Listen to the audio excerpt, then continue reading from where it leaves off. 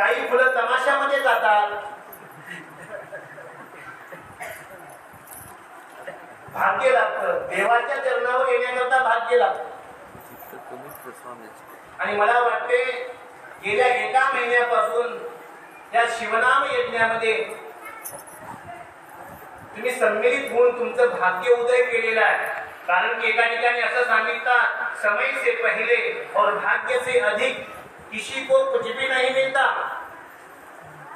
समय से पहले और भाग्य से अधिक किसी को कुछ भी नहीं मिलता. आणि एका ठिकाणी संत सुद्धा बोलतात, तोची एक भाग्यवंत अकळीला उमाकांत. तोच एक भाग्यवंत आहे ज्यानं शिवाला जवळ केलेला आहे. जवळ कुणाला करावं? जे शेवटी आपल्या सोबत येणार आहे. मग शेवटी आपल्या सोबत काय येणार आहे?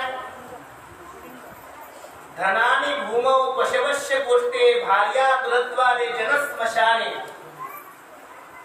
शास्त्रकार किती सुंदर सांगतात पहा. धनानी भूमौ पशवश्य गोष्टे भार्या गृहद्वारे जनस्मशाने. परलोक मार्गामध्ये आपल्या सोबत फक्त आपला धर्म येणार आहे. धनानी भूमौ, धन भूमीमध्येच राहणार आहे. पशवश्य गोष्टी, जनावर आपल्या शेतात आपल्या वाड्यात त्याच्यावर राहणार आहे. भार्या गुरुद्वारे, आपली पत्नी असेल, आपली मुलं असतील, स्मशानापर्यंतच राहणार आहे. आणि शेवटी आपल्या सोबत फक्त धर्म येणार आहे. आणि तो धर्म म्हणजे धर्मो लिंगार्चनात्मक, आपला इष्टलिंग आपल्या सोबत येणार आहे. या श्रावण मासामध्ये नित्य इष्टलिंग पूजा, तीर्थप्रसाद, शिवनाम यज्ञ केला. तुम्ही या साल असणाऱ्या गोष्टी केलेल्या. शिवपाठ तुम्हाला माहित आहे.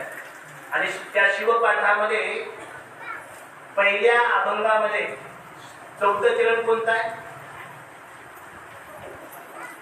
शिवपाठ करा, शिवपाठ करा,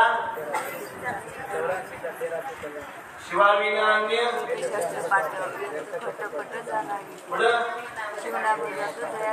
शिवनाम पाठ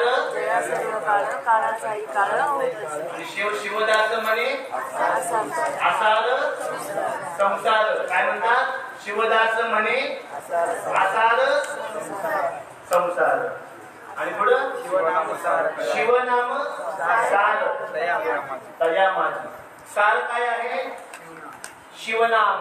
आणि आसार काय आहे? संसार आहे. आणि आसार असणाऱ्या संसारातून सार असणाऱ्या भगवान शिवाचं नाव तुम्ही किती वेळ घेतलं? म्हणा की 1 महिना घेतलं. किती वेळ म्हटला?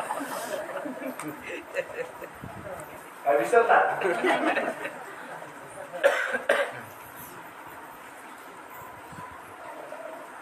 झालंय काय? आता देवाला सुद्धा वाटून घेतलं. कारण कसं आहे, पहिला देव कोणता आहे तर मातृदेव भव. त्या आईला आपण वाटून घेतलं तर या देवाला वाटून घेण्याची कोणती मोठी गोष्ट आहे?